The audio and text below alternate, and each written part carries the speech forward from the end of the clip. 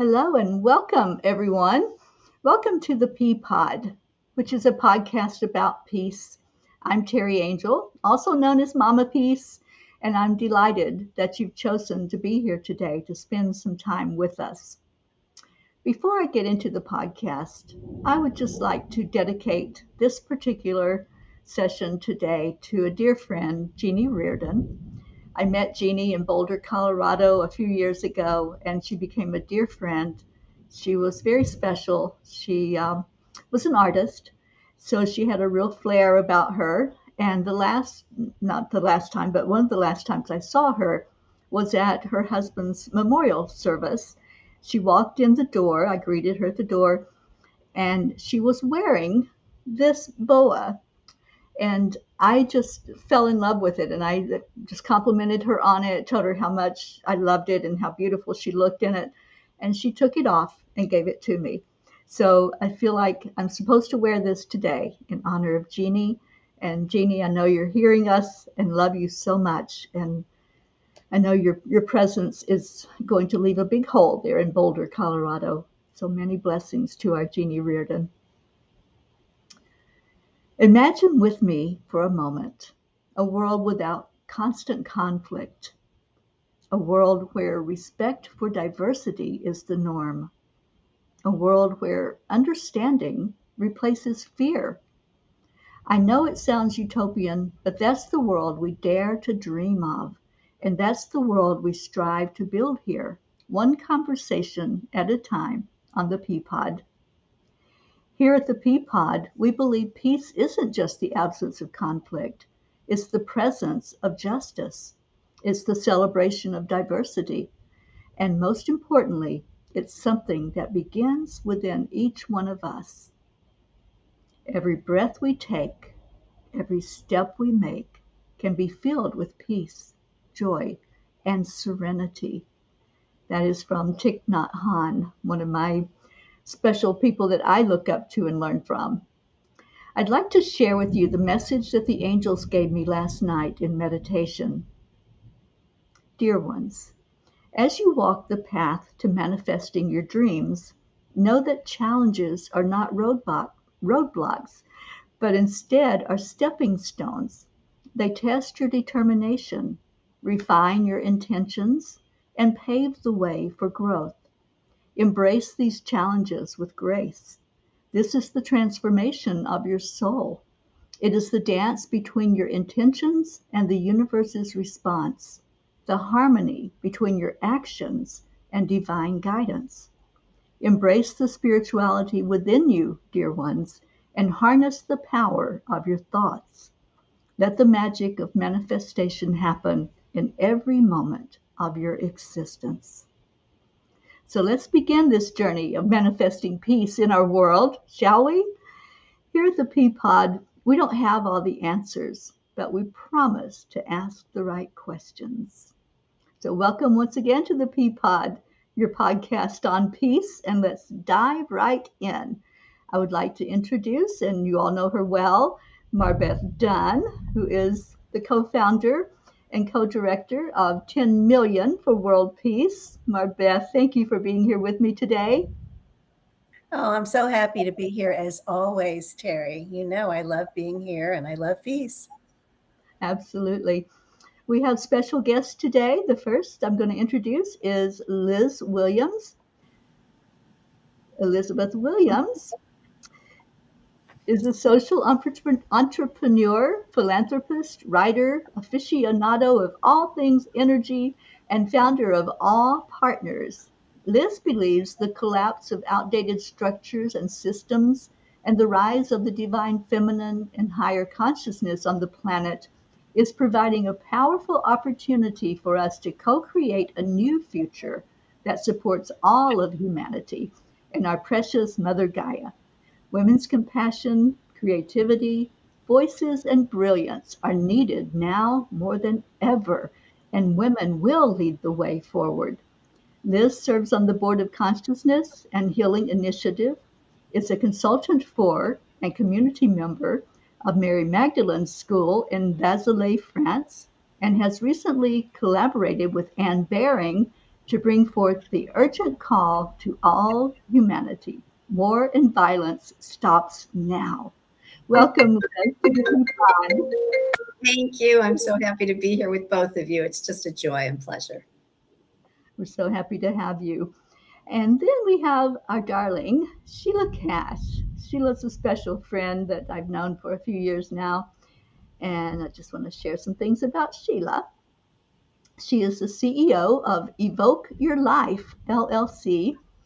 As the new human master coach for the last 25 years, Sheila has been leading conscious groups through the embodiment of the frequency of peace, as well as trainings in multidimensional cognition, including sensory development, universal perception, precognitive future orientation, and a proprietary 5-level mind-body integration system based on neuroplasticity and epigenetics. Sheila has facilitated many panel discussions on deep mind topics and the embodiment of peace for World Unity Week and other global conferences, and co-produced the Creatrix Convergence Summit, highlighting 35 plus feminine leaders and their humanitarian work around the planet. Her #1 best-selling book, Evolve Your Life, and Success Breakthroughs, co-authored with Jack Canfield, profile the new human, who we need to be in this rapidly evolving age of unprecedented new challenges. Her visionary super consciousness think tank seeks new solutions for new times in 2023 and beyond. Welcome, Sheila. Thank you. It's really wonderful to be here with all of you. Wow, what a great gathering of the divine feminine here today. Indeed. Oh, I just love it. Well, ladies, the topic is peace.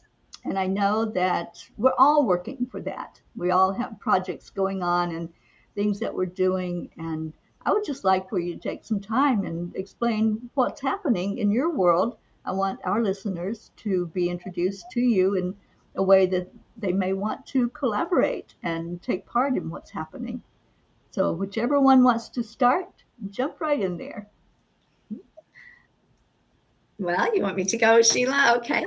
And yeah, Sheila and I have co-created. We co-created the Creatrix Convergence. So it's so wonderful. There's been so much integration already with us here, but it's great to be with all of you. So yes, all three have been involved in this project, and so I'll just talk a little bit about this urgent call to all humanity. About 6 months ago, I was reading one of Anne Baring's books called The Dream of the Cosmos, The Quest of a Soul. And in it, I was reading the chapters about war on the planet, and they're very compelling. And I had remembered that we had interviewed her during the Creatrix Convergence, and I remembered that her belief was that if we could get all mothers and grandmothers of the world to say no more to war, we could end it forever. So as I was reading those chapters, I recalled that and decided to reach out to her just to ask if it had ever been tried. When I reached her, she immediately responded and said she was in the process of publishing some channeled messages that her mother had began receiving during World War II.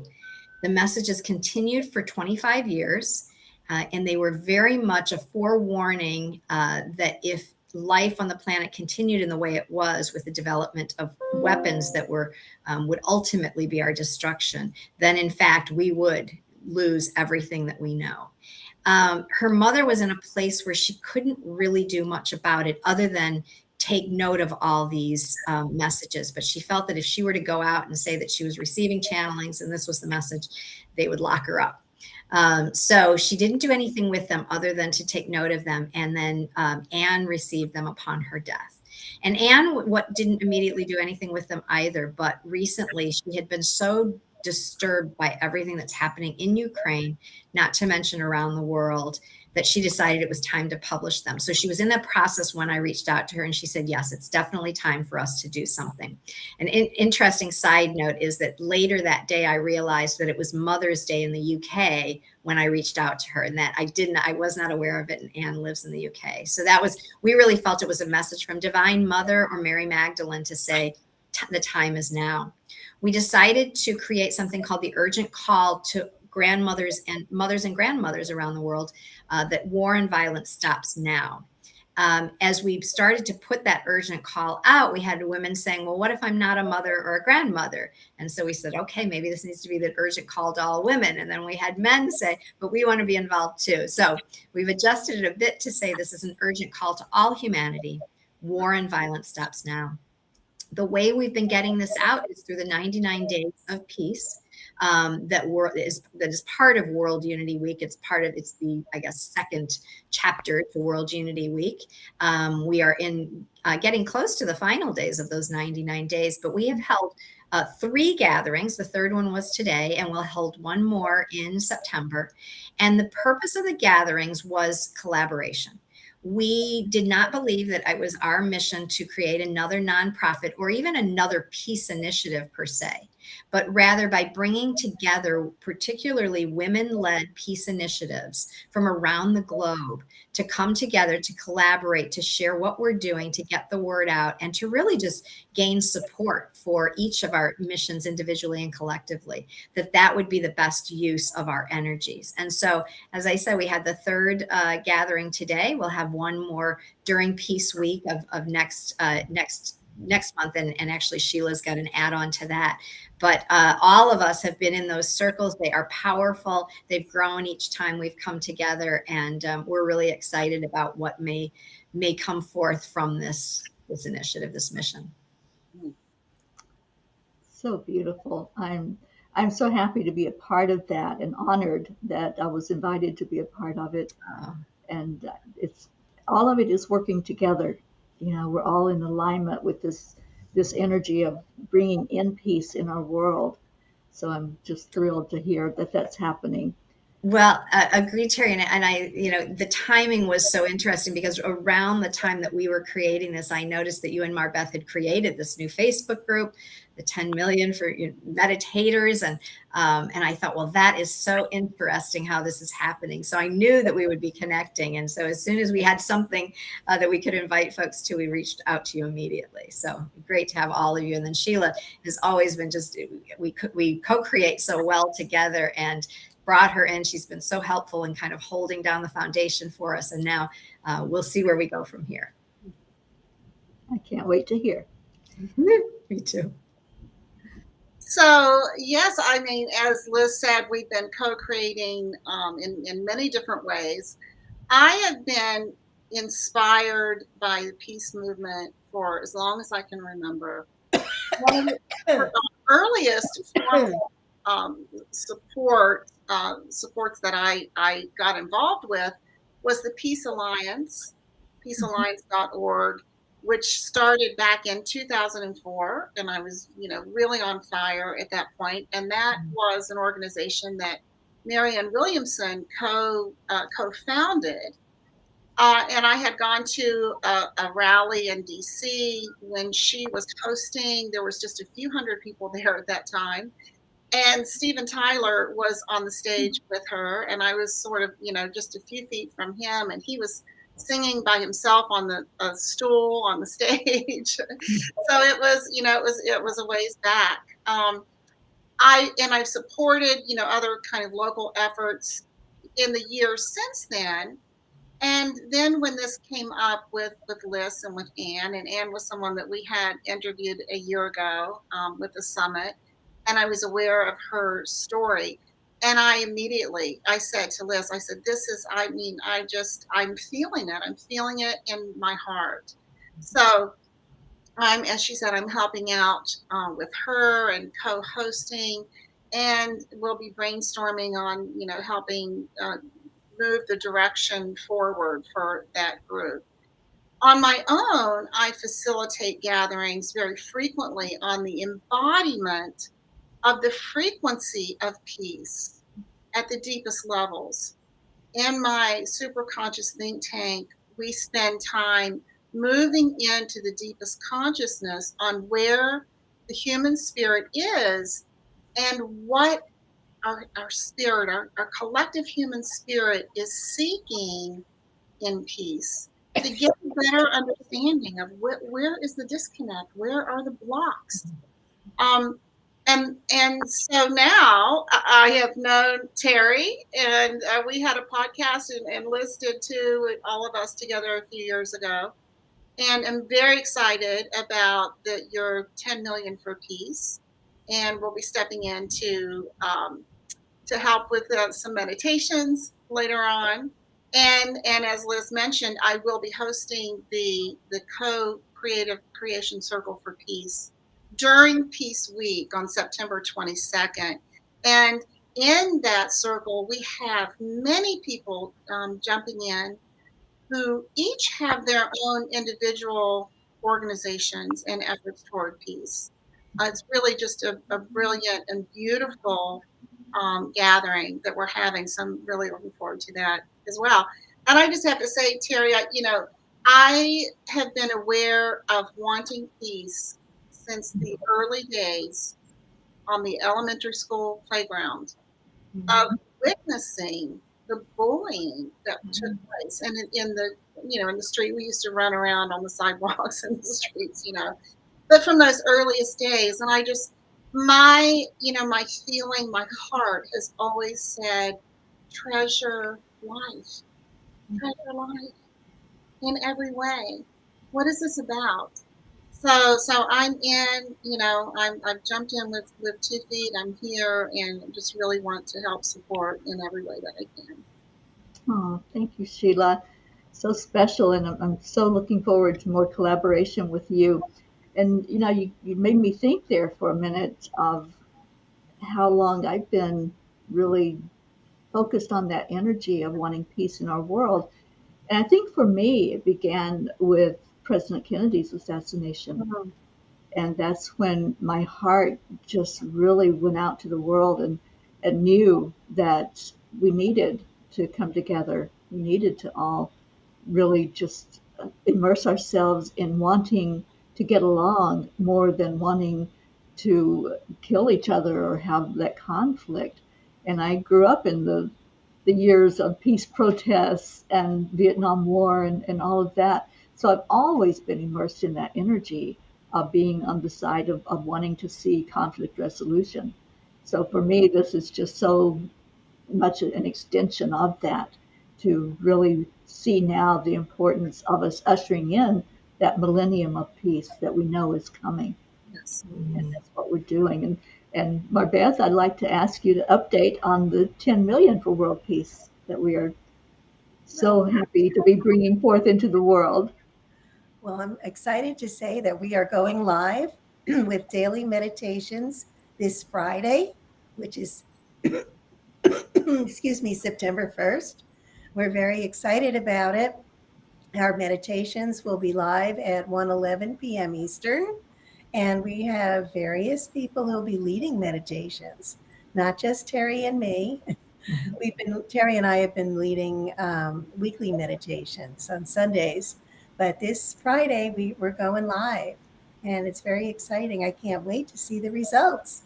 I can't wait to see. We're going to be focusing on world leaders, and we want our leaders to be open-hearted. We want our leaders to be focused on creating peace, on collaboration, on harmony. So let's hope we see results. I'm not even going to say hope. I'm envisioning, I'm feeling, I'm knowing that we're going to see some positive results. I know we are too. And I know that the message that the angels gave me last night, which I read earlier, it's all about putting that energy into our intention of faith and trust and belief, and then taking the inspired action that we are guided to do from there. And I think that's what we've all heard that call. And we know that this is where we're at now. We're at that road that we're going to step down and really make this happen. Teri, I went to a psychic fair many years ago, like probably 20 years ago, and I had my fingerprints read. And I was told that they were peace. Every one of them was peace. And she said, this is a very rare type of fingerprint, that it would be peace. But so I guess I've known like all my life that this is really what my calling is. It's all about peace. Right. Wow. It's so beautiful that there's a lot of the divine feminine that's coming forward right now. Would you all like to talk about that, Sheila and Liz especially? I know you all are real involved in getting the divine feminine gathered together with what you're involved in. Well, I'll say that, when Liz originally told me that she was getting this gathering together, and I had shared, we had talked previously, she and I, even before we were, moving into the peace movement formally, that, I have always felt that the feminine heart is the heart that births humanity, that nurtures humanity, that brings the comfort and the all of the ingredients that nurtures and sustains life. And it's not in any way to to downgrade what it is that the sacred male brings, because they do bring protection, they are providing, they bring so much. But where peace is concerned, the feminine heart has I want to say a deeper understanding perhaps of the value of life itself, and being very aware that the balance of the masculine and the feminine are needed. That's why the grand design brings almost 50% women and 50% men into the world. And so the balance is needed. But in this particular arena, it's time, I feel that it's time for the feminine heart to stand up, to speak, to lead, and to express the value, just the sheer original value of life itself. Yeah. I've had such a devotion to the divine feminine since I heard the term. And I think what's so interesting to me is how long it took for me to hear that. And I think that's so significant. I'm sure I'm not alone with that. I grew up Catholic. I went to religious education classes year after year, went to church, all these things. And never was there a focus on the divine feminine, other than it was okay to have a relationship with our divine mother, but certainly we don't worship her. She's not on equal par. She's just, she's the feminine aspect that we're allowed to have a relationship with. So when I heard the divine feminine start to be talked about more as it was coming forth, maybe a decade ago, I immediately was drawn in and I wanted to know more about what does that even mean? And so I started to explore it, reading books, and there were tremendous women authors that were coming forth to bring this information forward. There was the finding of the Gospel of the Beloved Companion, which was Mary Magdalene's Gospel, that was finally published. And there was more information coming out about all of the goddesses worldwide that are in existence. And I think one of the most important things that happened to me was I received an oracle deck, Megan Watterson's Divine Feminine Oracle deck. And I started using it, and I was just blown away at the number of women, the number of goddesses, saints that were female and have been around forever, but never knew about them, never heard their stories. And my thought was, if every little girl on the planet received this oracle deck, the world would change. Because it reminded us of the feminine aspect that had been completely lost, and not accidentally. It was intentional. The patriarchy didn't want us to know about the depth and value of woman, because they knew the power that we hold inherently, and that was a threat. And so it was suppressed for centuries, millennia, really. And it's now coming back. And so I think, as Sheila was saying, there are feminine aspects that are so critical, and they do exist within men and women, but they've been suppressed. But that is the collaboration we've talked about, the power with, not power over, the love, the nurturing, the compassion, the caring, the kindness. All of those are feminine attributes that we really, really need to bring forth now, and to balance with the masculine. And as Sheila said, there is the sacred masculine, there is the divine masculine as well. We need to get away from any toxic feminine and toxic masculine, and focus on the divine aspects of the masculine and feminine. How do we balance those, and how do we bring them forth in the world? So I do believe that it's as powerful as can be. And I do believe that Divine Mother and Mary Magdalene are very much making their presence known, and supporting us as we do see this rise in consciousness and the rise of the divine feminine.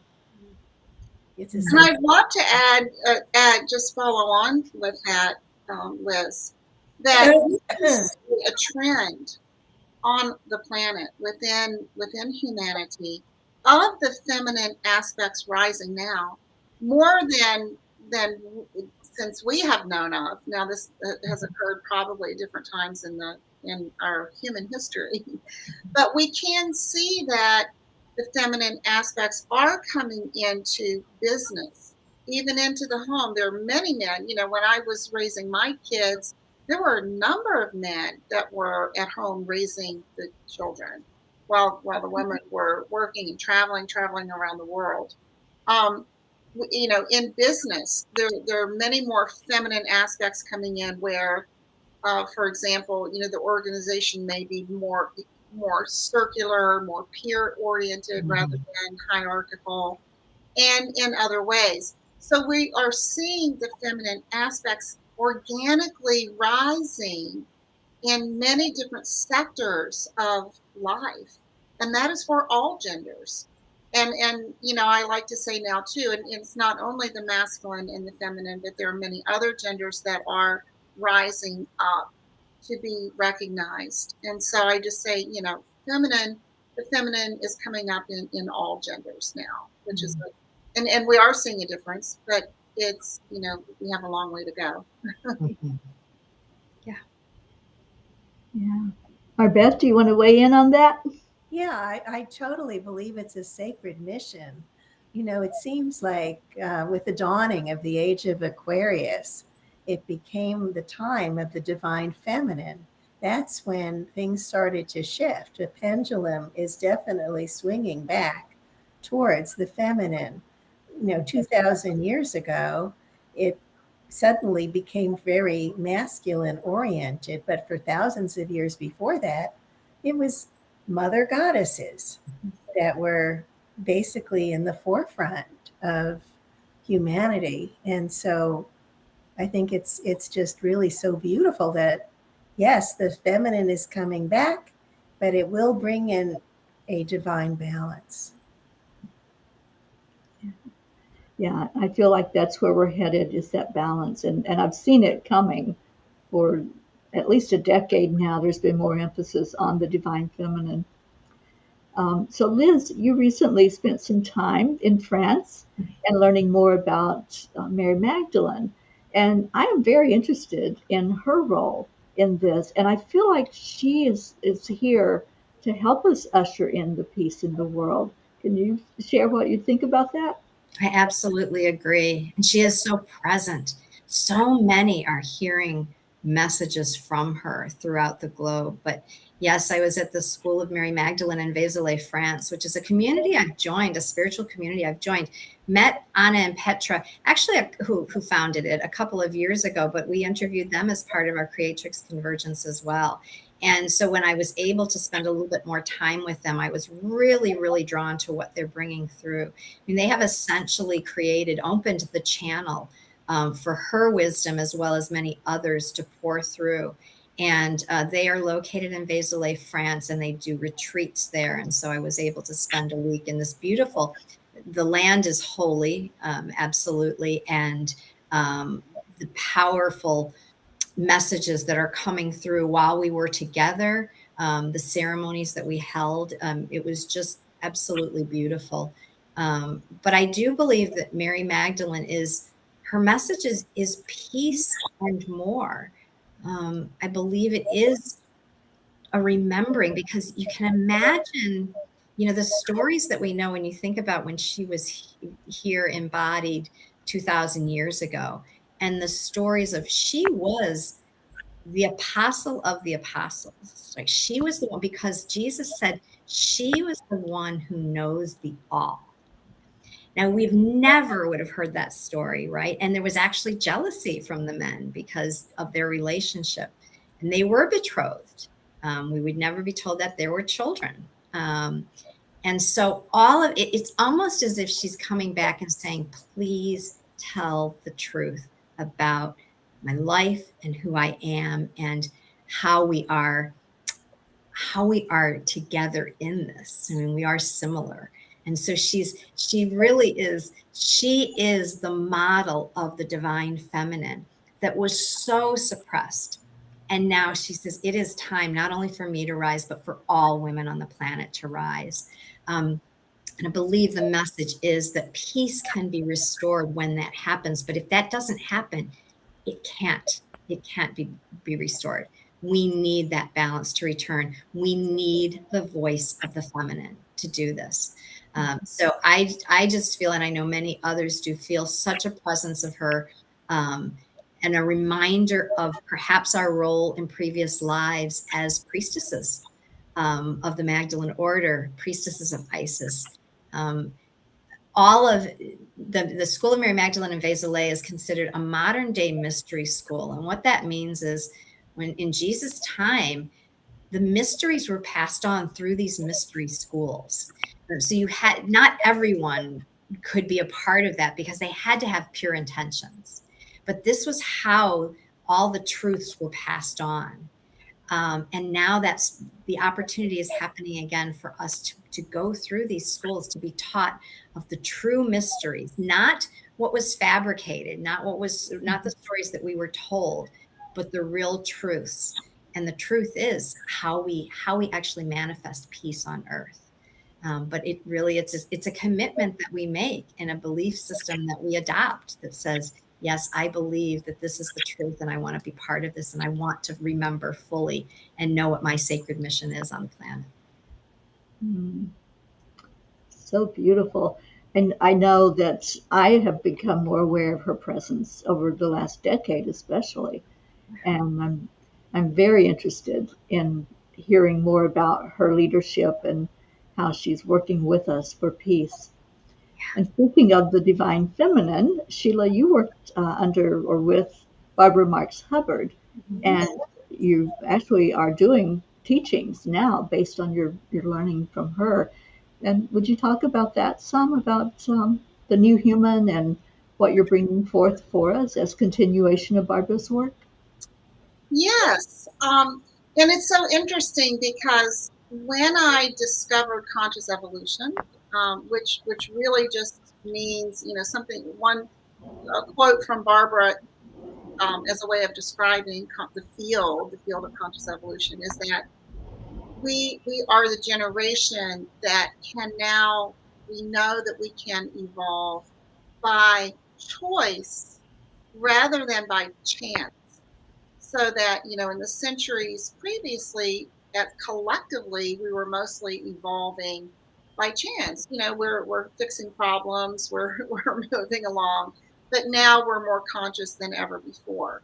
So it's so interesting, the synchronicities of the universal energies that will direct you.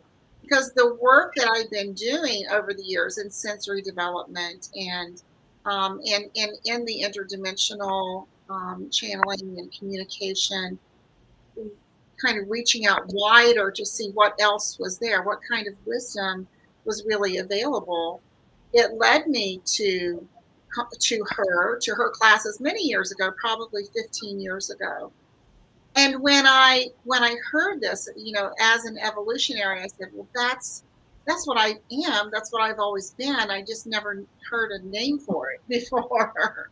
And it's somewhat difficult sometimes for people to kind of grasp the idea of that we are channeling the evolutionary impulse. So, the evolutionary impulse is just that impulse that it keeps all of life moving along. It keeps our hearts beating. It's that spark of energy, that there's an energy, a universal energy that keeps everything coordinated and growing and expanding and moving along. Um, so when I mentored with her personally a few years before she passed at the age of 80, I believe it was 89 and a half, Mhm. um, I was most interested in what I was calling at the time the new human. And I had been working on that for some years. And of course, she um, had been thinking of this and writing about it for a long time. She used the term Homo universalis. Eventually, she added Homo amore universalis. And now we're hearing about the metahuman. Deepak Chopra wrote a book about the metahuman. We are hearing future human. Anna Lou Smitsman is in Jean Houston, who we also interviewed last year, and whose work we are promoting in the Co-Creation Circle for Peace, using the term future human, omni-human, and all of them mean the same thing. And it really is about who do we need to be now? Now that life is changing so dramatically, so rapidly, even in the last few years, the last 5 years, the last 10 years, but even almost now from day to day, life is very different than it has ever been before. And so it just means, really exploring who do we need to be? What are those capacities and skills that we need to develop now? And how far, now that the idea of quantum and the field of quantum reality, quantum mechanics has made its way up to, I don't know if mainstream is the right word. In my world, it's mainstream. I'm not sure about the rest of the world. But it's much more commonly heard of. And in the quantum field, which is a reality, it's science, it's hardcore science. There are other dimensions. I say, the word dimensional, interdimensional doesn't have to be that scary. If you think about um, when you're visioning to do something in the future, even if it's going to the grocery store next week, the future is another dimension. When you're having a memory of the past, when I think about myself on the playground, in elementary school, the past is another dimension. So it's that simple. But there are many, many dimensions, and so there's much more possible now. And that's what the new human is all about. And I had a great fun with Barbara, and we used to even talk almost daily at times. And just really profiling the new human, and it's something that I bring into my work, even in my one-on-one mentoring. We're really bringing that through. Who are we now? Where do we want to be? And what is that shift in consciousness that can get us there? And I just add, I think we really feel Barbara's presence still, and I know so many do. We're convinced that it was her idea to do the online summit, the Creatrix Convergence. She was in fact, we shared an interview with her that was done, obviously, before she deceased, but she was included in that summit for sure. I love that. So, ladies, we have a few minutes left on the show. How can people really become involved, not just pray about it, meditate on it? What are some of the things that you see that we can do actively to bring more peace into our lives and into the world? Well, I would love to touch on that because I hear so often, well, in the work that I did where I was really educating women on how to make their authentic impact in the world. So often women will say, I don't have anything to give, which always broke my heart to hear that. And I think it can also be intimidating sometimes when you see people on a podcast and they've all created initiatives and this type of thing and think I'm never going to do that. But I think we are at such a pivotal time now where everyone's gifts and talents are needed and no one is excluded. And so it really is one of the things, Sheila, see if you remember this, but one of the things that came out so clearly when we did our interviews during the summit last year was how many of the women we interviewed said, I heard a calling and I said yes. Mm-hmm. I had no idea how I was going to carry it out or fulfill it. Mm-hmm. I just said yes. And that was so profound because so many of us understandably might hear that calling, but don't say yes because they think I'm not ready. I don't even know what to give. I wouldn't know where to begin. Mm-hmm. But those that are doing it, they didn't know what they were going to do either. They just decided to say yes anyway. So right now, for example, with what we're co-creating in this circle of co-creating peace, anyone is invited. Everyone is invited to come in, listen to the various initiatives that are out there. Don't think that you have to start a nonprofit. As I said, we have, I hate to say it, but too many nonprofits, particularly in the United States. We have so many. Don't start another one. Find one that's aligned with what you believe your sacred mission is and support them with your time, talent, or treasure. And so that means if you don't think you have enough money, see if you can volunteer. If you don't have time to volunteer, but you have a specific skill you can share, do that. But figure out how to get involved and just say yes. And again, if it's an organization that's worth your time and effort, they are going to welcome you in with open arms. So you do not have to be concerned. But just find the area that you are most drawn to. Just choose one to start with and then identify some organizations that are doing good work and just make your way in. They will love to have you. So that's my advice on how to get involved. Don't wait. Yes, and I do remember them saying yes to their calling, and I remember that many of them, especially in certain countries around the world, had a fight to be able to step in, had to overcome being ostracized, being dominated, even in order to kind of break through. So inspiring, so inspiring. Mm-hmm. I think I'd like to just touch on the angle that so many people have no idea what peace is. And through my mentoring, through the groups and the summits and the conferences, I really came to understand that so many people, and they even told me this as well, they haven't felt peace. So they don't know what peace is. I remember, and you may remember this, Lis, in the first think tank a few years ago. One of our members said that she was describing a period of time where she had retired, so she was out of work, or happily so.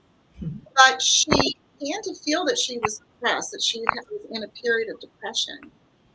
And as she sat with that, she eventually realized through her own spiritual practices that she was actually feeling peace. But because she had never known it, she'd never known it, she was thinking that it was depression for quite a while. She wasn't able to identify or recognize it as peace because it was calm, it was quiet. And she didn't know what to call it. She didn't know what that was. I thought that was so incredibly profound and very telling. We don't see much peace in the headlines or in the news stories.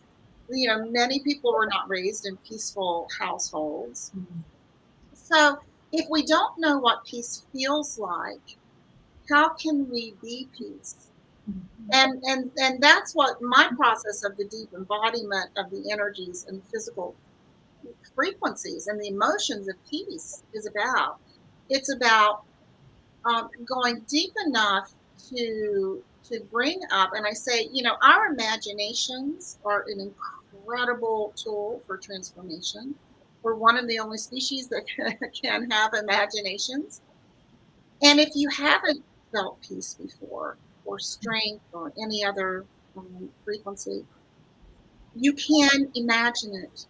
You can imagine it in your mind, and with a lot of practice, you can get closer and closer to it. And then we bring it in and we say, what does peace feel like in your heart? And it can take a lot of repetition, a lot of practice to get there, depending on what kind of life you've had. But, what does it feel like in your mind? What does it feel like in your bones? And we go into the bones, the blood, the intercellular to say, what does it feel like? So that in the more that this becomes a spiritual practice, the more familiar your body and your mind becomes to that. You can acclimate to a different energetic field. You can acclimate. You can begin to know it, and then you start to recognize it outside of you. You can say, "Oh, now I can see peace there. I can see it there," where we may have been blind to it before. Um, and so it's, I really would advocate the practice of learning what peace is within, deeply, deeply within the physical, the mental, the emotional, the spiritual, so that then we can really spread peace.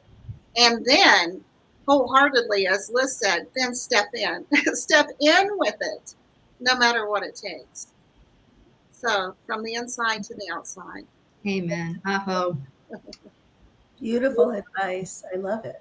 Mm-hmm. Yeah, because it's true. So many people do not know what peace is. Mm-hmm. It's more than the absence of war.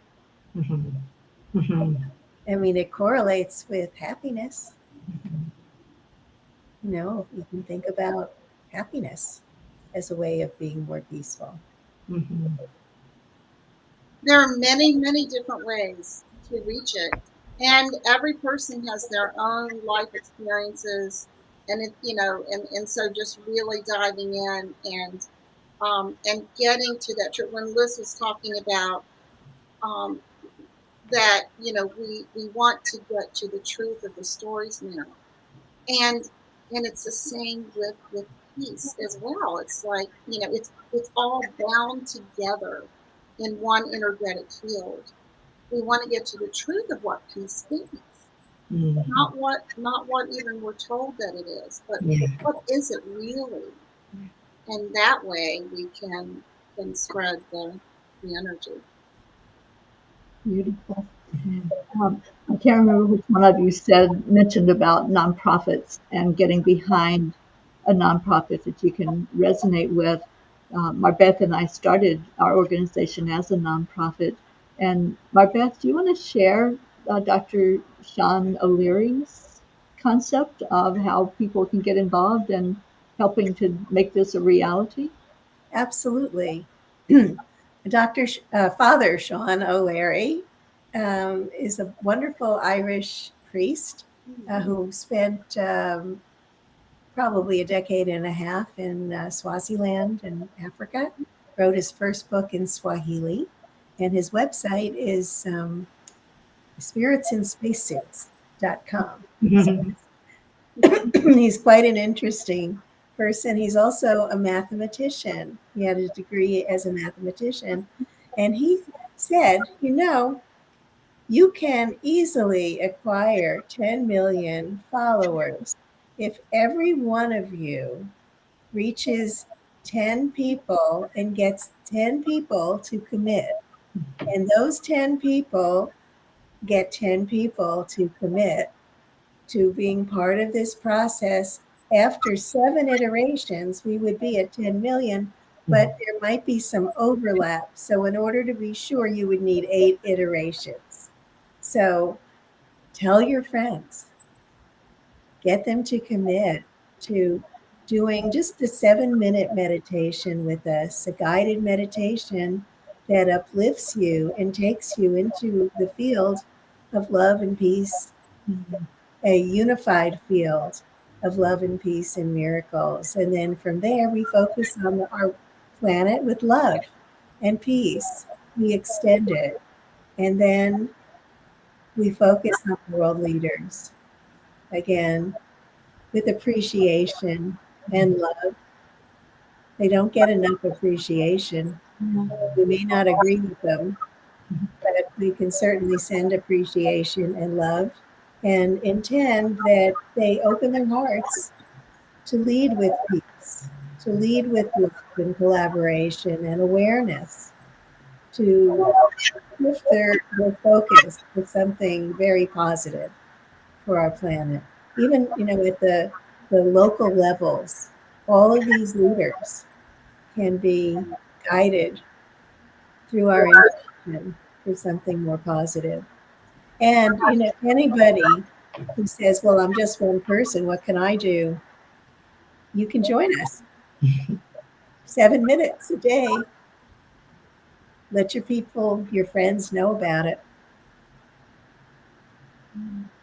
Yeah, to me, it's like if you were watching a beautiful sunset or sunrise or looking at a mountain range, and you hold that energy and you just are loving on it. You want other people to experience that as well. You want them to feel what you're feeling inside. And that's how it is for me with peace. Yeah, to hold that energy in our hearts. We want other people to feel it and to share it and to set that intention that we're going to reach the masses to feel that energy of peace and to really want it in the world. And it's so simple, just like this little calculation. It's so simple to reach others. So I'm excited about all that we're doing, all the work and the collaboration. So I just want to ask if each of you would take a minute and if there's any last thoughts, any last things that you'd like to share, please do that for our listeners. And I so appreciate all of you being here today. No, thank you all. It's just so beautiful to be together. I think the last thing I'd say, and we talked about, it's the inner peace to the outer peace. But I would say if you're in circumstances that you really don't have the time to give in any way, which is fine. We all have circumstances like that at times in our lives. But what you can do is go within and is find that peace within your own heart. And when you do that, it will shift everything, not only in your own life, but in the world, in your family. You'll see it in your communities and in the world. So know that that's the beauty of this. And I love also just this idea of meditating as well. It's free, it's easy, you can do it anytime. And so just if you could commit to just that, saying, I just want to feel, as Sheila, I thought it was so beautiful, I want to feel peace within. And so I'm going to commit to doing what I can to feel that. Start a minute a day and move to 2 or 3. Just any little bit is going to shift things for you and for others. So please do. Please say yes to that. Please say yes. And I think I would just add, I mentioned earlier, I my kind of mantra is just treasure life, because that's what it's all about. What are we making peace for? We're making peace for life itself, for each one of our lives, for the uniqueness of each person, peace for those who are struggling desperately, peace for everyone on earth, and peace for the animals as well, peace for the earth itself. So to really take a moment to contemplate and bring that into your spiritual practices. Why, what is peace, but why? Why do we want peace? We want peace because we want life. And why can't we all, just remember the precious gift of life, and let us treasure that, and let us follow our why of treasuring life. Beautiful. And peace also is a a feeling of safety, of knowing that you're covered, that we've got your back, you're safe, and you're allowed to be who you are. Yeah. It's a beautiful thing to know, like, yes, I can be myself. I can be my greatest self. I can be my magnificent self. And it's okay. I'm not going to be hurt because I am. I'm feeling peaceful. I know that I'm okay. Beautiful. It's a choice. Always. Well, I would like to end the show tonight with a mantra, a peace mantra that I just learned today from a guest who was on Liz's circle that I attended earlier. His name is Steve Gardiner. And this is the mantra: peace in my heart, peace in this place, peace in our land, and peace throughout the world. Peace. I love that. And just saying that feels so awesome, doesn't it? Hearing those words, thinking that thought, that it starts in the heart. That's where it all begins. So I pray that each one of us and all who are listening can stay in your heart. Because when we get out of our hearts, we start thinking about other things besides peace. But if we stay in our hearts, that's where true love is, pure love. It's unconditional. And then we know that we can reach that place of peace. Thank you.